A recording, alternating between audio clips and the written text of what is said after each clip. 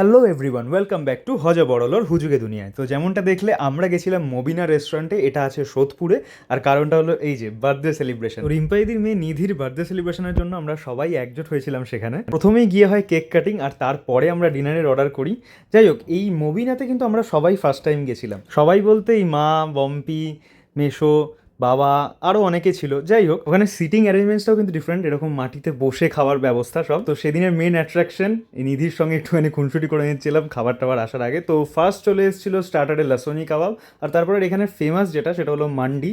তো আমরা চিকেনের দুটো different type of mandi order করেছিলাম, আর সাথে ছিল ভার্জিন মোহিতো অ্যান্ড ব্লু লাগুন। যেহেতু কোনো কাইন্ড অফ ফুড রিভিউ নয়, তাই আমি আর ইন ডিটেল যাচ্ছি না, বাট ওভারঅল কিন্তু আমাদের এক্সপিরিয়েন্স বেশ ভালো ছিল সেদিনকার। অ্যাট লাস্ট ডেজার্টে ফিরনি খেয়ে আমরা এই নতুন বিষয়টা দেখছিলাম, সেটা হচ্ছে টার্কিশ ক্যাপ।